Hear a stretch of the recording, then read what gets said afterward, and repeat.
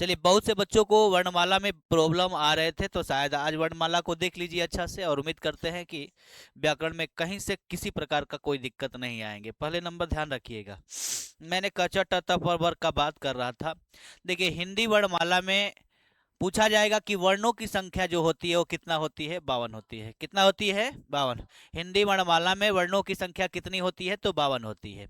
अच्छा, इसी वर्णमाला में तुम देखोगे तो स्वरों की संख्या और व्यंजनों की संख्या, और इसी के बीच में देखिए, ध्यान रखिएगा, ध्यान रखिए, पूछा जाएगा कि बताइए स्वरों की संख्या कितनी होती है? तो स्वरों की संख्या होती है 11। कितनी होती है? 11। पूछा जाएगा कि अ आ छोटी बड़ी छोटाऊ बड़ाऊ री ए ऐ ओ औ, ठीक है ना, ये 11 जो होते हैं, ध्यान रखिएगा, ये 11 स्वरों की संख्या है। और इसी में पूछा जाएगा व्यंजनों की संख्या, नीचे आप देख रहे हैं, तो क से लेकर के ह तक का 33 अक्षर हो गया। बीच में आता है अयोगवा, ये ना स्वर होता है ना व्यंजन में इसका गिनती होता है। अयोगवाहों की संख्या कितनी होती है? तो 2 होती है। कितना होता है? 2। अब पूछा जाएगा कि देखिए, इसमें भी अ एगो है, तो या क्या अनुस्वर है, एगो क्या है, इसी में विसर्ग है। तो अयोगवाहों की संख्या कितनी हो गई? 2। आपसे एग्जाम में या जैसे भी हो सके ये बातों को पूछ सकता है कि अयोगवाहों की संख्या कितनी होती है? 2। इसमें पूछा जाएगा कि एक अनुस्वर होता है, एगो क्या होता है, विसर्ग होता है। अच्छा, जो मूल स्वर है आपका, तो स्वरों की संख्या कितनी होती है? 11। यहाँ पे री है, एक बड़ी री आएगी जो आपको संस्कृत में पढ़ना होता है, ठीक है ना, तो संस्कृत में आता है, तो उसको बात करेंगे हम लोग। यहाँ पे हिंदी व्याकरण में जो बातें आपको पढ़नी है, तो ध्यान रखिएगा, वर्णों की संख्या कितनी होती है? 52। और उसमें देखोगे तो मूल जो स्वर होते हैं उनकी संख्या कितनी होती है? तो ध्यान रखिएगा, 11। और इसमें पूछा जाएगा अयोगवाहों की संख्या कितनी होती है? तो 2। ध्यान रखिएगा, एगो अयोगवाह में अनुस्वर है, एगो क्या है आपका, विसर्ग है। अच्छा, अब चलिए, मैं इसके बारे में, अभी स्वर के बारे में मैं इसको लास्ट में बताऊंगा, और हो सके तो पहले व्यंजन के बारे में यहाँ पे देख लीजिए आप। चलिए, यहाँ पे व्यंजन के बारे में देखेंगे कि क से लेकर के ह तक के जो अक्षर हैं, ये 33 जो अक्षर होते हैं, ठीक है ना। और पूछा जाएगा कि क से लेकर के कहाँ तक? ह तक। क से लेकर के ह तक, क से लेकर के ह तक, यहाँ तक, हाँ। क से लेके ह तक का जो अक्षर है, 33 अक्षर है। अच्छा, इसके बाद मैं क्या बात करूंगा कि क से लेकर के म तक के बारे में, पहले इन इन इन, इन व्यंजन के वर्णों को क्या क्या कहा जाता है, इस बात को पहले समझेंगे। अच्छा, देखिए, पहले क च ट त प वर्ग यही है। देखिए, क वर्ग में क ख ग घ अंग, च वर्ग में च छ ज झ य, ट वर्ग में ट ठ ड ढ अड़, त वर्ग में त थ द ध न, और प वर्ग में प फ ब भ म। तो आपको एक तो मालूम हो गया कि क च ट त प वर्ग कौन सा है, और उनके वर्णों की संख्या, ध्यान रखिएगा, 5-5 वर्णों की संख्या है। तो यह बात तो आपको पहले से मालूम था, शायद क च ट त वर्ग बोले थे जो संधि में पढ़ा रहे थे, शायद वहां पे बात नहीं समझ में आ रही होगी, तो आप यहां से देख लीजिए, ठीक है ना। क से लेकर के म तक का जो वर्ण होता है, ठीक है ना, क से लेकर के म तक का जो व्यंजन का वर्ण होता है, इसको हम लोग स्पर्श व्यंजन कहते हैं।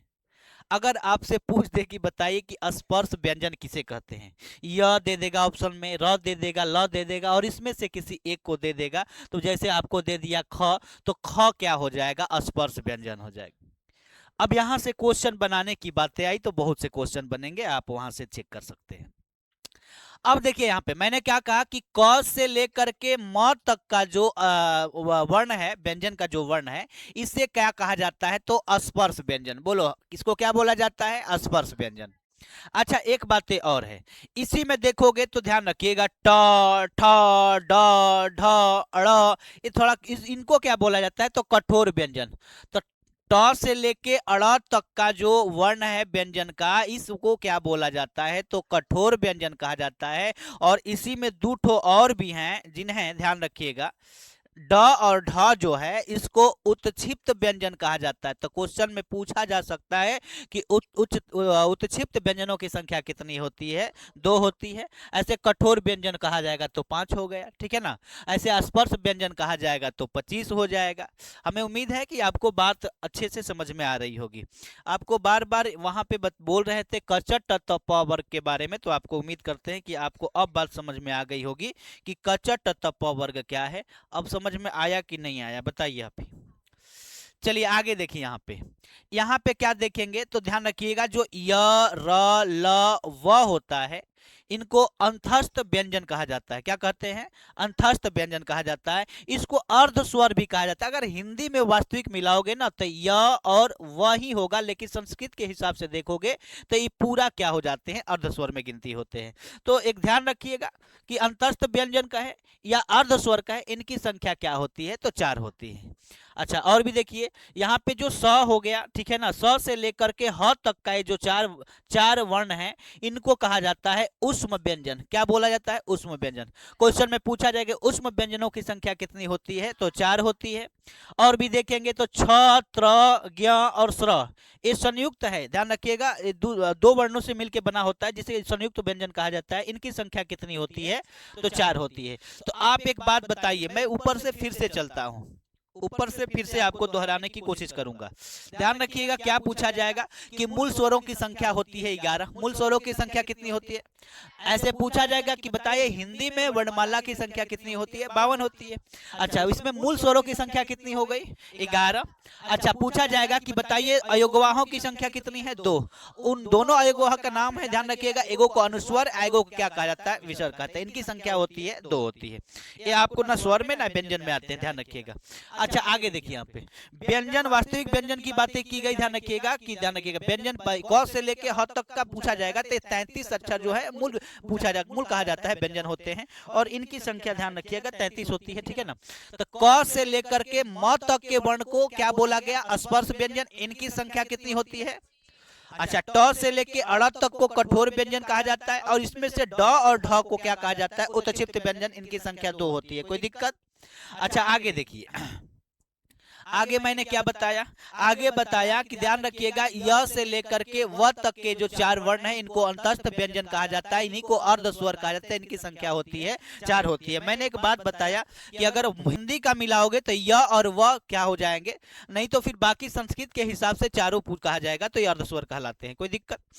अच्छा, लेकिन स से लेकर के ह तक का जो ये वर्ण दिया गया है, इसको कहा जाता है ऊष्म व्यंजन। क्या कहा जाता है? ऊष्म व्यंजन। छ से लेकर स्र तक का जो वर्ण है, 4 वर्ण को क्या बोला जाता है? संयुक्त व्यंजन। अच्छा, एक बात मैं बोलूंगा, यहाँ से क्वेश्चन बार बार आपसे पूछे जा सकते हैं। अगर मैंने कहा कि यहाँ पे र लिख दिया और पूछ दिया कि त, थ, द और एक ऑप्शन दे दिया र, 4 ऑप्शन दे दिया, और तुमसे पूछेगा कि अंतस्थ व्यंजन निम्नलिखित में कौन है, तो आप र बताएंगे कि नहीं बताएंगे? तो ऐसे क्वेश्चन पूछे जाएंगे तो बहुत से हो जाएंगे। आप इस लिस्ट को अच्छा से याद कर लीजिए, आपके लिए बहुत अच्छा हो जाएगा। चलिए आगे पढ़ेंगे, जो स्वर के बारे में थोड़ा सा जानकारी। ऊपर ऊपर अ से लेकर के, ध्यान, ये अ से लेकर के अ तक का जो 11 गो स्वर था, उसको हम दोबारा आपको दिखाएं। देखिए, यहाँ जो अ से लेकर के कितना, अ से लेकर के अ तक का 11 गो जो स्वर था, इनके बारे में जानकारी दी जाएगी। आप थोड़ा ध्यान रखिएगा। मूल स्वरों की संख्या पूछा जाएगा, तो मूल स्वरों में आपको कौन कौन आता है? एगो आएगा ह्रस्व स्वर, एगो आता है दीर्घ स्वर। तो मूल स्वरों में पूछा जाएगा कि मूल स्वर, अच्छा देखिए, मूल स्वरों की संख्या होती है, ध्यान रखिएगा, ह्रस्व स्वर कितने होते हैं? तो 4 होते हैं। अ, छोटाई, छोटाई और छोटाऊ और री, ठीक है ना, ये जो 4 होते हैं, क्या कहलाते हैं? तो मूल स्वर, ह्रस्व स्वर कहलाते हैं, या मूल स्वर भी कह सकते हैं। और इनको क्या बोल सकते हैं? तो दीर्घ मूल स्वर। क्या बोलेंगे इसको? दीर्घ मूल स्वर। इसको मूल स्वर भी बोल सकते हैं, या इसी को ह्रस्व स्वर या इसी को दीर्घ स्वर कहा जाता है। ह्रस्व स्वरों की संख्या होती है 4, और ध्यान रखिएगा दीर्घ स्वरों की संख्या कितनी होती है? 7। अच्छा, एक बात पूछा, कहा जाता है इसमें बड़ी री आती है, वो भी आ जाएगी, तो संस्कृत के हिसाब से आएगी, उसकी बातें यहाँ छोड़ दीजिए। तो एक बात बताइए हमको, मूल स्वरों की संख्या 4 और दीर्घ स्वरों की संख्या, या इसी को दीर्घ मूलों की संख्या पूछा जाएगा, तो वो भी कितना हो जाएगा? 7 हो जाएगा। तो यानी कि छोटी मात्रा बड़ी मात्रा हो गई ना। अब देखिए नीचे जो दिया गया है, नीचे क्या लिखा है? इसको संयुक्त स्वर कहते हैं। क्या कहा जाता है? संयुक्त स्वर। ए, ऐ, ओ, औ को क्या बोला जाता है? संयुक्त स्वर। क्योंकि ये 2 स्वरों के से मिलके बनी होती है। जैसे यहाँ पे देखिए, यहाँ पे तो अ का बड़ा करेंगे तो आ हो जाएगा, ई का बड़ा किए तो बड़ी ई हो गया, ऊ का बड़ा किए तो बड़ा ऊ हो गया ना। तो माने बड़ी मात्रा यहाँ पे दिखा दिया गया। लेकिन यहाँ पे देखिए इन लोगों को क्या बोला जाता है, संयुक्त स्वर कहा जाता है। जैसे देखिए यहाँ पे अ और ई मिल करके क्या बने हैं, ए बने हैं, ठीक है ना। अ और ई मिल करके ए। यहाँ पे देखिए अ और ई मिल करके ए बने, अ और ए मिल करके बड़ा ए बना, और अ और ऊ मिल करके क्या बना, ओ बना, ठीक है ना। और अ और ओ मिल करके क्या बना, ओ बना। तो इन्हीं लिए इनको संयुक्त स्वर कहा जाता है। हमें उम्मीद है कि यह बात आपको अच्छे से समझ में आ गया होगा। आपको जो क च ट त फ वर्ग के बारे में जानकारी नहीं थी तो आपको यहाँ से जानकारी ले सकते हैं। आपको वीडियो अगर पसंद आया हो तो शायद वीडियो को लाइक सब्सक्राइब करिए। आज के लिए इतना ही।